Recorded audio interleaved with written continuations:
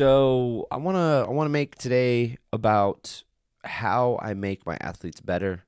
I think this is I think this is the most important thing coaches should be paying attention to because it's really easy to get caught in the weeds of what's the perfect technique to have, what's the perfect training plan to have, when the overarching goal is to get better. And as you watch athletes get better, this is going to sound really redundant. You learn how to make them better faster, but only if you're paying attention, if you're aware what to do. So here are the levers I pull to make my athletes better. And, I know my audience here is a lot of coaches that are to my similar position. I'm the associate head coach for my team. So I work with our top high schoolers and I work with basically all of our middle schoolers, but I have experience across all ages.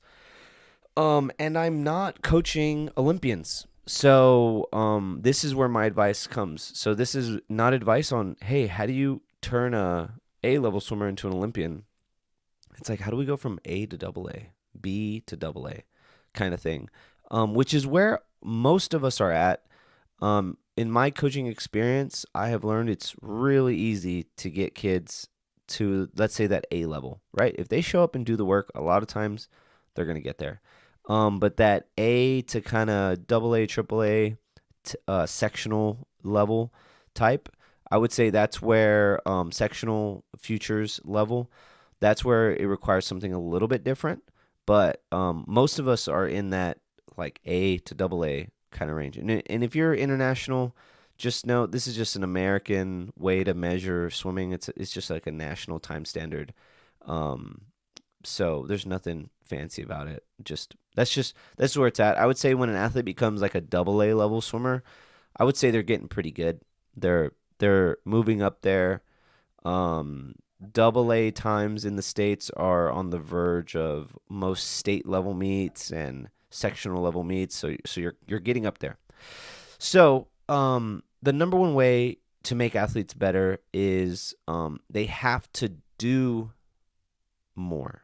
And when I say more, I don't just mean more yardage, right? You don't go just from 5,000 to 55 or 5,000 to 6,000 yards or meters of practice. Yes, you will probably get better by doing that. But the way you make athletes better is you have to do more things at the next level, more things at the edge of their ability. So here's what I mean. So if an athlete can make 5 100s on 120 and they're getting about 5 to 10 seconds rest, I would say that's pretty comfortable. That's a pretty comfortable range for them, which is good. A lot of my middle schoolers, the first like big milestone I want to get them over is that hundreds on 130 mark. I do have kids who come into the group not able to make like 7 100s on 130. And I would say after about a year, everybody on that team who's been with me for a year can make that pretty comfortably, which is really cool because when you can have a whole team training on 130 or faster, you have the ability to do more as a team altogether. Like I said, anything I talk about here is not going to be like this is the only way, this is set in stone. This is how I do it, how it organizes in my mind. Because at the end of the day, the goal is to get better. So I don't need to, with my middle schoolers, I don't need to measure how much time did we spend at this perfect heart rate, like the color system. I think that stuff is great, and we use it with our high schoolers a lot.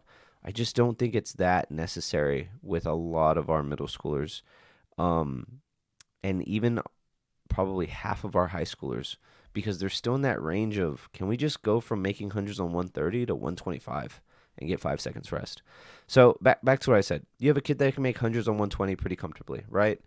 All right, so instead of getting 5 to 10 seconds rest, you tell them you need to get 10 seconds rest or more. So we just did more. We upped the intensity there because I have seen plenty of athletes do 7,000 yard workouts, hundreds on 120, and they're always just getting that 5 second rest mark.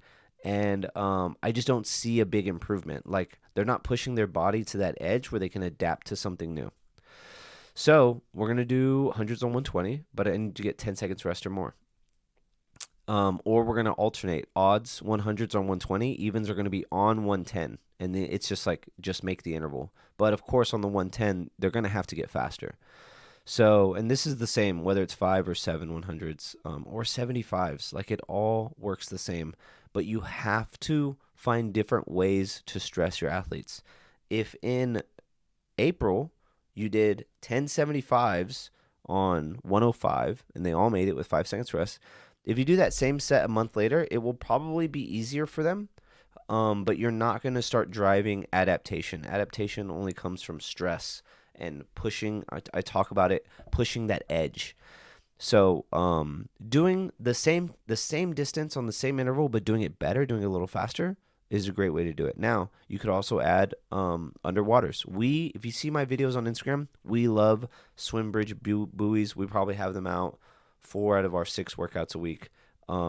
They're just fantastic. I think they're even with my least experienced swimmers, the swim bridges will get them kicking out, feet past the flags with good depth. Not always a great breakout, but again, we're working on it. We're moving forward. So you can find ways to stress kids differently within the same distance. So back to the 100s on 120 thing. What's your breath pattern look like? Were we doing 2, 3, 5? And different breath patterns stress different systems. How many underwaters do we have over a wall? 1, 2, 3, 4. What does the finish look like? We could go 100s on 120 and you got to blast the last 15 meters. I mean, this is why I think swimming is so simple, but every coach has the ability to become so creative within the distances. And I think what I'm advocating here is like, one, you need to pay attention to where your athletes are at. I can tell you, I have a group of about 30, 35, and I have one assistant. I can tell you what everybody can make. Like if I said we had to make 10 100s, like what interval they could all make with 5 to 10 seconds rest. And that's just that. I don't have any tracking data from that. That's just paying attention and using common ways to stress the system. So, to the coach who's always looking for a new way to write a workout or a different way to write something, I just want to say there is a lot of value in doing similar things on a week-to-week basis just because you can progress it. So like if week 1 we did 10 100s on 120, I know I'm sticking on this 120 thing. Week 2, we're going to do 10 100s on 120, but we want to, let's say every third one is going to be on 110, or we're going to do 10 100s on 120.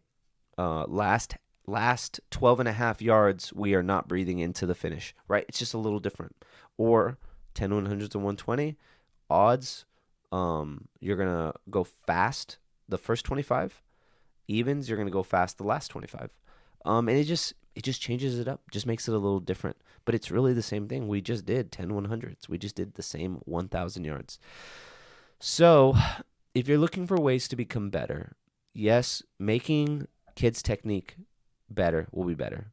But finding ways to do the same thing differently, I think is my number one way to do it.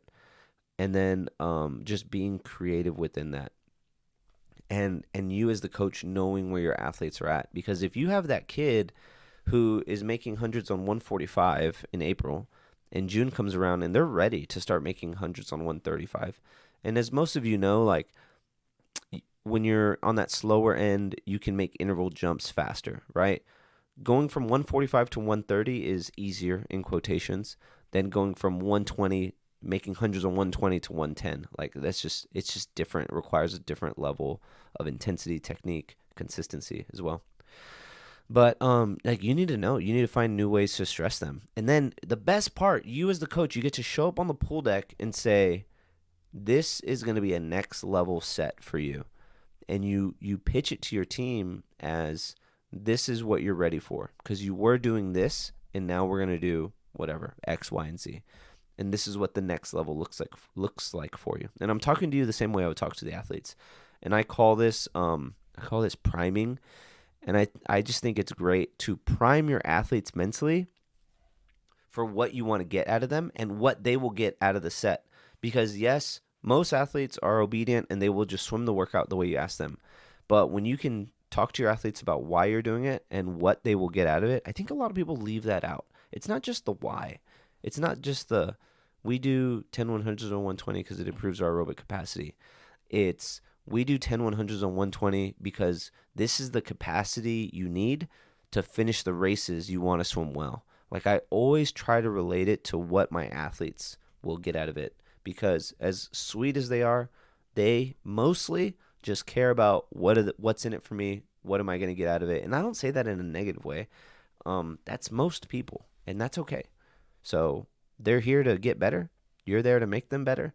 So let's talk about what they need to get them better. So I don't know if that was a tangent or not, but some food for thought, coaches. Let's go do some good work this week. And man, if you haven't checked out my website, betterswimcoach.com, it does exactly what it says. It makes you a better swim coach. There's some free resources there, and there's also some premium resources there.